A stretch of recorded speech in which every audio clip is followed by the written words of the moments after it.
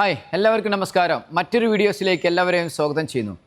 ഇന്നത്തെ വീഡിയോസിൽ ഒരുപാട് ആളുകൾ ചോദിച്ച ഒരു ചോദ്യത്തിന് ഉത്തരമാണ്. അതായത് ചോദ്യം എന്താണെന്ന് ചോദിച്ചിട്ടുണ്ടെങ്കിൽ, അതായത് നമ്മൾ സ്ട്രീറ്റിൽ നമ്മളെ മാർഷൽ ആർട്സിൽ റിങ്ങിലോ അല്ലെങ്കിൽ ബൗട്ടിലോ അല്ല, പൊതുവായിട്ട് നമ്മൾ പുറത്ത് വരുമ്പോൾ, അതായത് സ്ട്രീറ്റ് ഫൈറ്റിൽ വരുമ്പോൾ ഏത് സ്റ്റാൻസാണ് എല്ലാമാണ് നമ്മൾ ഫൈറ്റ് ചെയ്യേണ്ടത് എന്നുള്ളതാണ് പറയാനുള്ളത്. ഇപ്പോൾ പല ആളുകളും കാരണം എന്താ, ഇപ്പോൾ സാധാരണ ബോക്സിങ്, കിക്ക് ബോക്സിങ്, മൊയ്ത്തായി അല്ലെങ്കിൽ കരാട്ടെ, തൈക്കോണ്ട, അതിന് ഒരുപാട് ഒരുപാട് മാർഷൽ ആർട്സ് ഉണ്ട് ഇന്ന് നമ്മുടെ സമൂഹത്തിൽ. അപ്പോൾ പല ആളുകളും പല സ്റ്റാൻസിലാണ് നിൽക്കുന്നത്.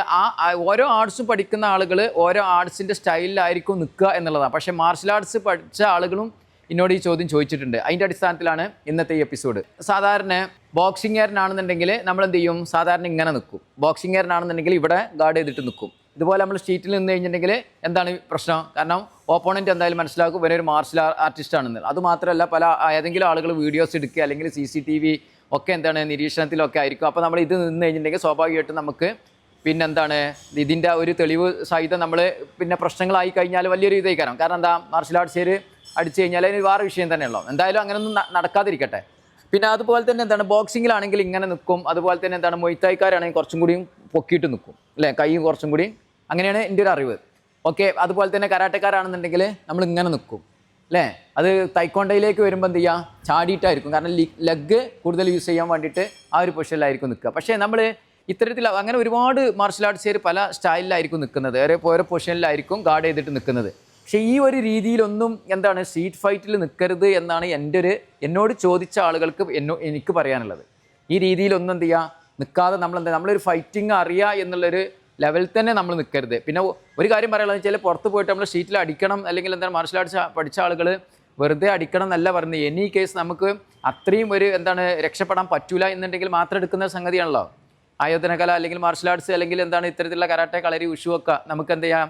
നമുക്ക് രക്ഷപ്പെടാൻ മാത്രമല്ല എടുക്കുക. ആ സമയത്ത് ഉള്ള ഒരു സംഗതിയാണ് പറയുന്നത്. ഏറ്റവും നല്ലതെന്ന് വെച്ചാൽ സ്ട്രീറ്റ് ഫൈറ്റിൽ എൻ്റെ ഒരു എക്സ്പീരിയൻസ് എന്ന് പറയുന്നത്, നമ്മൾ ഒരുപാട് സ്ട്രീറ്റ് അടിച്ചു എന്നല്ല ഞാൻ പറയുന്നത്. കഴിയുന്നതും ഞാൻ കുറേ പരീക്ഷണത്തിലൂടെ നമുക്ക് എന്ത് ചെയ്യാം? നമുക്ക് മനസ്സിലാവുന്നത് വെച്ചാൽ, ഈ ഒരു പൊസിഷനിലൊന്നും നിൽക്കാതെ നമ്മൾ നിൽക്കേണ്ട എപ്പോഴും എന്ത് ചെയ്യണം?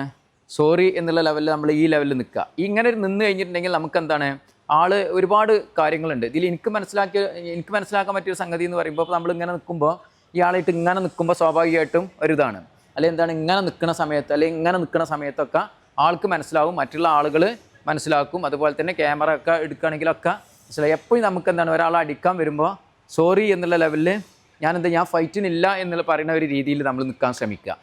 ഇതിൻ്റെ ഒരു ഗുണം എന്ന് പറയുന്നത് വെച്ചിട്ടുണ്ടെങ്കിൽ, ഇപ്പോൾ ആൾ ഇങ്ങോട്ട് വരികയാണെങ്കിൽ തന്നെ നമുക്ക് ആൾ വന്നിട്ട് ഇങ്ങോട്ട് അടിക്കുകയാണ്. ഇപ്പോൾ ഉദാഹരണത്തിന് ഇതുകൊണ്ട് അടിക്കുക, ഫേസിലോട്ട് അടിക്കുകയാണെങ്കിൽ നമുക്ക് എന്ത് ചെയ്യാം? തള്ളി കൊടുക്കുക. ഇതാണ് ഏറ്റവും നല്ല സംഗതി. ഇതുകൊണ്ട് നമുക്ക് അപ്പോൾ ഇതുകൊണ്ട് ഒന്ന് ചവിട്ടുകയാണെങ്കിൽ നമുക്ക് ഈ കാല് വെച്ച് കൊടുക്കുക. നമ്മൾ മാർഷൽ ആർട്സ് എന്ന് പറഞ്ഞ സാധനം ആഘാതത്തിൽ ഇടിക്കുകയും ചവിട്ടൊന്നും നമ്മൾ ചെയ്യേണ്ടല്ലോ. നമുക്ക് സ്വയരക്ഷ എന്നുള്ളതാണ്.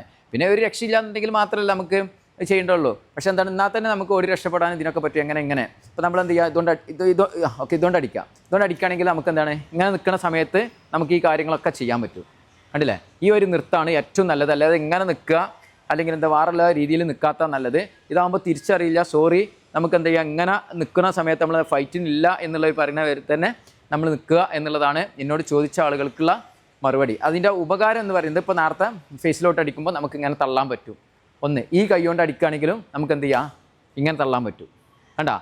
ഇനി ആൾ ഇങ്ങോട്ട് ഇറച്ചി കയറി വെക്കുക, അങ്ങനെയാണെങ്കിലും നമുക്ക് എന്ത് ചെയ്യാൻ പറ്റും? ഇങ്ങോട്ട് തള്ളാൻ പറ്റും. അത് തള്ളുന്ന സമയത്ത് നമ്മൾ ഫുട്ട് കറക്റ്റ് ചെയ്യണം. ഇനിയിപ്പോൾ ഇതുകൊണ്ട് കാലുകൊണ്ട് അടിക്കുകയാണെന്നുണ്ടെങ്കിലും നമുക്ക് എന്ത് ചെയ്യുക? ഇങ്ങനെ അടിക്കാൻ പറ്റും. ആ കാലുകൊണ്ട് അടിക്കുക, ഇതുകൊണ്ട് അടിക്കുകയാണെങ്കിലും നമുക്ക് ഇങ്ങനെ അടിക്കാൻ പറ്റും. അപ്പോൾ ഏറ്റവും നല്ലത് എന്ത് ചെയ്യണം? ഈ ഒരു അങ്ങനെയുള്ള ഒരു പൊസിഷനിൽ നിൽക്കുകയാണ് ഏറ്റവും നല്ലത് എന്നുള്ളതാണ്. നമ്മൾ കൈ താത്തിയിടുക. എന്തെങ്കിലും കാര്യങ്ങൾ വരുമ്പോൾ ഇങ്ങനെ നിൽക്കാതെ നമ്മൾ എന്ത് ചെയ്യുക? സോറി എന്നുള്ള ഈ ലെവലിൽ നിൽക്കുക. എന്തായാലും ഇതൊരു വലിയൊരു ഉപകാരപ്പെട്ടു എന്ന് വിചാരിക്കുന്നു.